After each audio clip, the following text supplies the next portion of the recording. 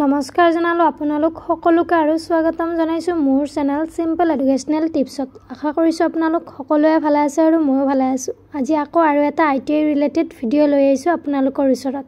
আশা কৰিছো আপোনালোকৰ ভাল লাগিব। আজি কেইটামান কোৱেশ্যনৰ এনসাৰ দিম আপোনালোকৰ আইটিআই ৰিলেটেড, যোনকেইটা মোষ্ট ইম্পৰ্টেন্ট হয়। ফাৰ্স্ট কোৱেশ্যনটো হ'ল ৰেজিষ্ট্ৰেচন হোৱাৰ পিছত কি কৰিব লাগিব। সেকেন্ড কোৱেশ্যনটো হ'ল ডকুমেন্টস ভেৰিফিকেশন কেতিয়া কৰিব লাগিব।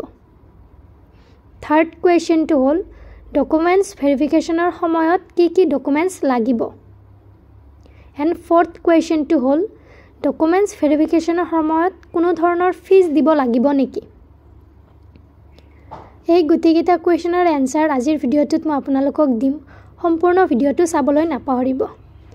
বৌলক পিছে দেৰি নকৰি আজিৰ ভিডিঅ'টো আৰম্ভ কৰোঁ। ভিডিঅ'টো আৰম্ভ কৰাৰ আগতে জনাই দিওঁ, যোনে মোৰ চেনেলত নতুনকৈ ভিজিট কৰিছে তেওঁলোকে যাতে মোৰ চেনেলটো সাবস্ক্ৰাইব কৰি লয় আৰু কাষত থকা বেল আইকনটো প্ৰেছ কৰি লয়, যাতে যেতিয়াই মই নতুন ভিডিঅ'সমূহ আপলোড কৰোঁ আপোনালোকে নটিফিকেশ্যনসমূহ পাই যায়।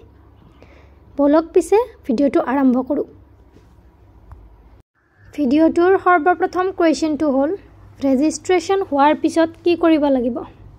ৰেজিষ্ট্ৰেচন হৈ যোৱাৰ পিছত আপোনালোকে ডকুমেন্টস ভেৰিফিকেশন কৰিব লাগিব। ৰেজিষ্ট্ৰেচন সাকসেসফুলি হোৱাৰ পিছতহে ডকুমেন্ট ভেৰিফিকেশন কৰিব পাৰিব, আদাৰৱাইজ কৰিব নোৱাৰে। যেতিয়া ৰেজিষ্ট্ৰেচন কমপ্লিট হৈ যাব তেতিয়া আপোনালোকে এখন এপ্লিকেশন ফৰ্ম দিব। সেই এপ্লিকেশন ফৰ্মখন লৈ যাই ডকুমেন্ট ভেৰিফিকেশন কৰিব লাগিব। এইটো হ'ল আপোনালোকৰ ফাৰ্স্ট কুৱেশ্যন। এতিয়া আহো নেক্সট কুৱেশ্যনটোলৈ। নেক্সট কুৱেশ্যনটো হ'ল ডকুমেন্টস ভেৰিফিকেশন কেতিয়া কৰিব লাগিব। ডকুমেন্টস ভেৰিফিকেশন আপোনালোকৰ মে'ৰ 20 তাৰিখৰ পৰা জুনৰ 14 তাৰিখৰ ভিতৰত কৰিব লাগিব।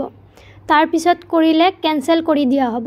ৰেজিষ্ট্ৰেচন আৰু ডকুমেন্ট ভেৰিফিকেশনৰ সময়সীমা একেই।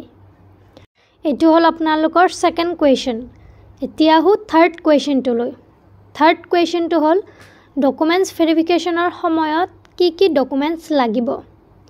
ফাৰ্স্ট অফ অল আপোনালোকৰ এপ্লিকেশন ফৰ্মখন লাগিব, then admit, marksheet, pass certificate, caste certificate, Aadhaar card and most important domicile or PRC। Domicile নহ'লে PRCটো কম্পালচৰি হয়, লৈয়ে যাব লাগিব। আৰু অৱশেষত পাছৱৰ্ড সাইজ ফটো এখন লৈ যাব লাগিব।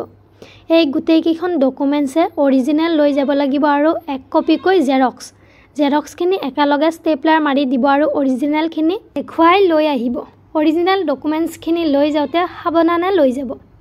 এইটো হ'ল থাৰ্ড কুৱেশ্যন। এতিয়া আহো ফৰ্থ কুৱেশ্যনটোলৈ। ডকুমেন্টছ ভেৰিফিকেশনৰ সময়ত কোনো ধৰণৰ ফিজ দিব লাগিব নেকি।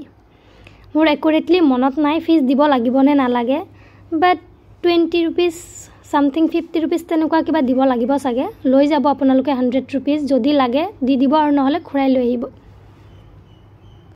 আজিৰ ভিডিঅ'টোত এইখিনিয়ে। ধন্যবাদ আপোনালোক সকলোকে মোৰ ভিডিঅ'টো চোৱাৰ বাবে। যদিহে মোৰ ভিডিঅ'টো আপোনালোকৰ অকমান হ'লেও ভাল লাগি থাকে তেনেহ'লে লাইক কৰিব, কমেণ্ট কৰিব আৰু সাবস্ক্ৰাইব কৰিব নাপাহৰিব। বৌলক পিছে আজিলৈ এইখিনিয়ে। আকৌ দেখা হ'ব নেক্সট ভিডিঅ'ত। তেতিয়ালৈ ভালে থাকক, সুস্থ থাকক। ধন্যবাদ।